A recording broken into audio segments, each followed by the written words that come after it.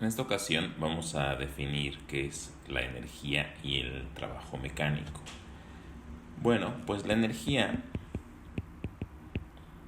la vamos a definir muy sencillo, como la capacidad para producir trabajo. Por eso es que la energía la vamos a medir en joules, lo mismo que el trabajo.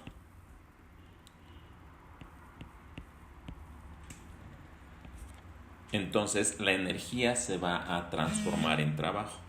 En el caso del trabajo mecánico, vamos a nosotros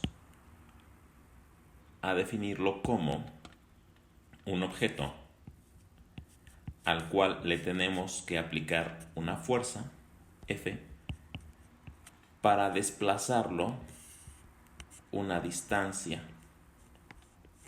D. Entonces, mi trabajo va a ser igual a la fuerza que apliqué entre la distancia que lo desplacé. Es muy importante, como ya vimos en varias ocasiones, que en este caso solamente vamos a tomar en cuenta la fuerza que me va a producir el movimiento. Esta fuerza que tenemos aquí la vamos a descomponer en su componente en X y en su componente en Y. Evidentemente, en este caso, la componente en X es la que me va a servir para desplazar el objeto. En este caso, la componente en Y no, porque lo levantaría. Entonces, recuerden que eso es muy importante, que lo tengamos en cuenta. Aquí hay un pequeño error. El trabajo no es la fuerza en la distancia, el trabajo es la fuerza por la distancia. Y entonces nosotros vamos a calcular el trabajo mecánico como la fuerza dirigida en dirección al movimiento, que es la componente en X, por la distancia. Tengan mucho cuidado porque es un típico problema que les ponen en el examen. Entonces recuerden que la componente en X de la fuerza va a ser la magnitud de la fuerza que nos están dando por el coseno del ángulo a la cual está la fuerza aplicada. Difícilmente nos van a poner la fuerza en la misma dirección del movimiento, por eso es que la vamos a tener que descomponer. Veamos un ejemplo. Una fuerza de 10 newtons forma un ángulo de 60 grados con la horizontal. Si esta fuerza es aplicada a un cuerpo para desplazarlo 5 metros, ¿qué trabajo se realiza? Bueno, como lo mencionamos ahorita, el trabajo va a ser igual a la fuerza en la dirección X por el coseno de 60 grados. Entonces nosotros tenemos que descomponer la fuerza en sus componentes X y Y. Entonces tenemos que obtener esta componente, que es la componente en X, para calcular el trabajo. Entonces, y luego la multiplicamos por la distancia. Entonces esto es igual a 10 newtons por el coseno de 60 grados. Recuerden que el coseno de 60 grados es un medio por la distancia, que es 5 metros. Entonces 10 por un medio me da 5, por 5, 25 joules. Es el trabajo que se va a realizar para desplazar el objeto 5 metros. Veamos que esto es el trabajo mecánico, y vamos a ver ahora otro concepto, que es el concepto de potencia. La potencia es la velocidad con la cual se realiza un trabajo. O sea, la potencia va a ser el cociente entre el trabajo y el tiempo. Recuerden que el trabajo se mide en joules y el tiempo se mide en segundos. Esto nos va a dar otra unidad que va a ser los watts.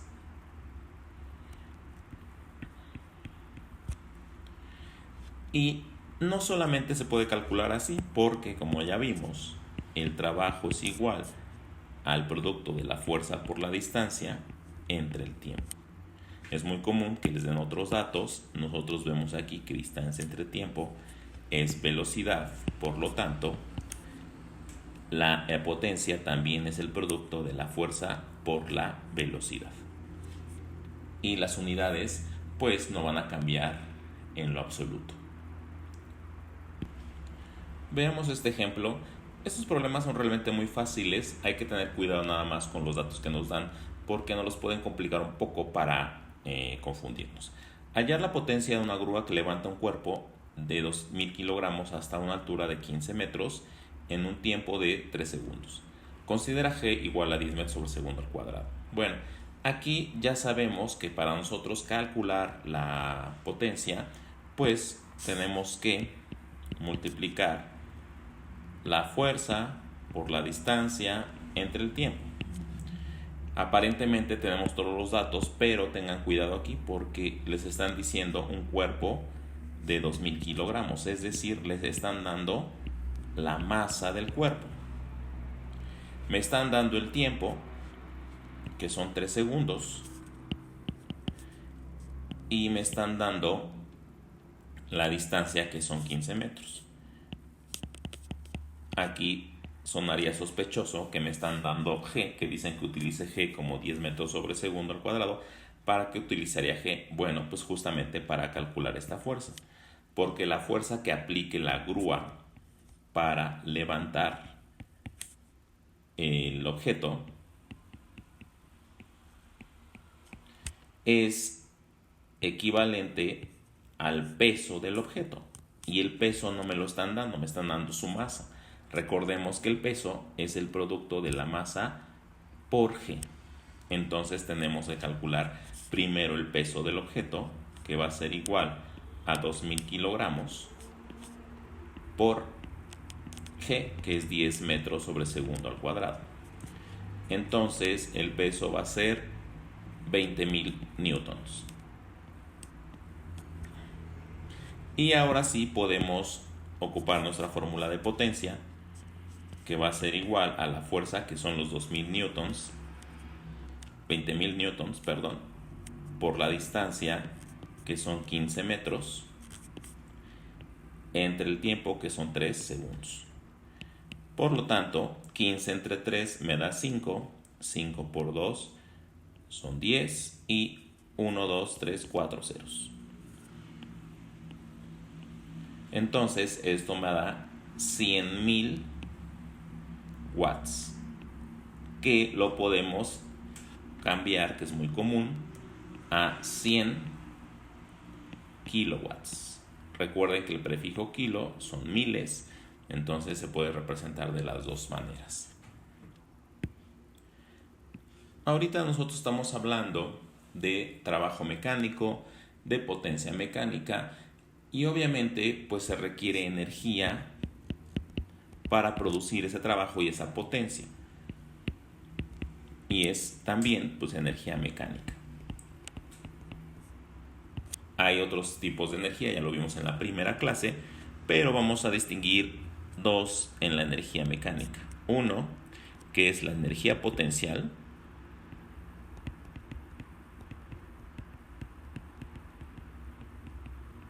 y otra que es la energía cinética. Recuerden que las palabras claves aquí, la energía potencial se debe a la energía que tiene un cuerpo debido a la altura que guarda con respecto al suelo. Entonces la energía potencial la vamos a calcular como el producto de la masa por G por H, por la altura. Esto es muy sencillo. La energía cinética tiene que ver con la velocidad con la que se mueve un objeto. Por ejemplo, una bala se mueve a una velocidad muy grande, entonces tiene mucha energía cinética. Entonces la energía cinética es igual a m por la velocidad al cuadrado entre 2. Entonces recuerden muy bien, la energía potencial depende de la altura y la energía cinética depende de la velocidad. Aquí vamos a hacer una anotación porque a veces se confunden, pero la energía cinética también es un medio de la masa por la velocidad al cuadrado. En realidad es lo mismo, no importa, no se hagan bolas. Entonces, estas son los dos tipos de energía que existen en cuanto a la mecánica. Ahora bien, veamos la ley de la conservación de la energía mecánica. Supongo que recuerdan la ley general de la conservación de la energía, que dice que la energía no se crea ni se destruye, solamente se transforma. Esta ley de la conservación de la energía mecánica es un caso particular de esta ley y la vamos a analizar de la siguiente forma. Lo que dice esta ley es que la energía potencial más la energía cinética que posean un cuerpo es constante. Es decir, puede cambiar una, pero se va a cambiar también la otra, de tal suerte que cuando la sumemos va a dar lo mismo. Esta ley se utiliza justamente en el diseño de las montañas rusas. Por ejemplo, si yo tengo un carrito que está aquí, que normalmente es lo que sucede, nos suben hasta la parte más alta de la montaña rusa, entonces este carrito va a tener una energía potencial que depende de la altura a la cual está con respecto al suelo, a esta altura h. Entonces, técnicamente en el estado 1, este carrito tiene una energía potencial 1 más una energía cinética 1, y esto va a dar una energía total. Como el vehículo no se está moviendo, su velocidad es 0, entonces la energía cinética es 0. Pero físicamente nosotros decimos que el cuerpo tiene energía cinética, solo que la energía cinética es 0. De tal suerte que la suma me va a dar una energía total.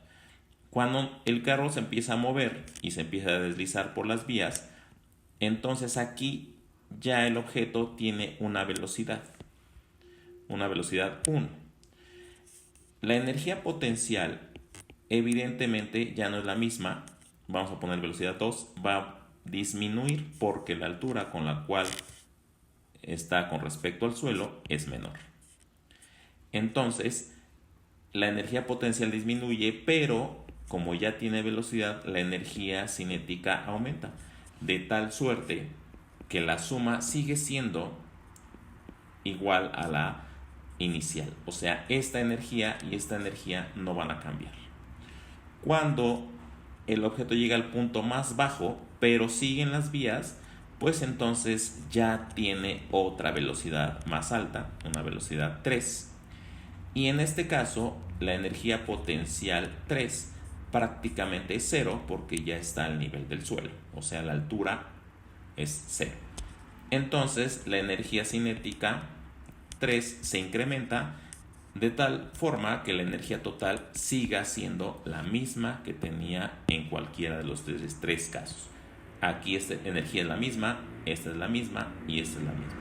Eso es lo que dice la energía, la ley de la conservación de la energía. Podemos concluir entonces que la energía potencial en el estado 1 va a ser igual a la energía cinética en el estado 3. O sea, toda la energía que tenía el carrito a la máxima altura se convirtió en energía cinética. Y así es como funcionan las montañas rusas. Veamos este ejemplo. Desde una altura de 35 metros se deja caer un cuerpo de 20 newtons. ¿Cuál es su velocidad después de haber descendido 20 metros? Y me dice que considere g igual a 10 metros sobre segundo. Bueno, hay que hacer varias consideraciones aquí. Recuerden que la altura total en el estado 1 y en cualquier estado es igual a la energía potencial más la energía cinética. En este caso, la energía cinética es 0. Entonces, solamente voy a tener la energía potencial, que es la masa por G por H. En este caso nos está dando el peso del cuerpo, 20 newtons. Entonces recuerden que el peso es M por G. Por lo tanto, la masa es W entre G. O sea, 20 newtons entre 10 metros sobre segundo al cuadrado esto nos da 2 kilogramos. Entonces tenemos 2 kilogramos por G, que es 10 metros sobre segundo al cuadrado, por H, que es 35 metros. Ahora nos dice desciende 20 metros. O sea, ¿cuál es la velocidad al haber descendido 20 metros? Es importante aquí tener en cuenta que va a descender 20 metros, por lo tanto, en la posición 2 su altura es de 15 metros con respecto al suelo. Entonces, igual la energía total es la energía potencial en este punto más la energía cinética. Ahora sí va a tener energía cinética porque ya se está moviendo. Entonces, la energía potencial va a ser la masa, que ya la tenemos, que es 2 kilogramos, por G, que es 10 metros sobre segundo al cuadrado, por la altura, que son 15 metros. Más la energía cinética, que es la masa, que es 2 kilogramos, por la velocidad al cuadrado, que es la que nos están pidiendo, sobre 2. Entonces, si nosotros simplificamos estas operaciones, pues nos va a quedar que son 2 por 10, 20, 20 por 35, son 700 son 700 joules, porque es energía potencial. Bueno, y acá abajo tenemos 2 por 10 por 15, que nos va a dar 20 por 15, son 300 joules. Más aquí nos va a quedar, se van a ir los dos, entonces va a quedar velocidad al cuadrado. Y recuerden que, bueno, lo que habíamos dicho, pues la energía total es la misma en este estado y en este estado. Entonces quiere decir que 700 joules es igual a 300 joules más velocidad al cuadrado. Entonces simplemente lo que tenemos que hacer es despejar la velocidad. Entonces me va a quedar 700 joules menos 300 joules igual a velocidad al cuadrado. Por lo tanto, la raíz cuadrada de 400 me va a dar la velocidad. O sea, 20.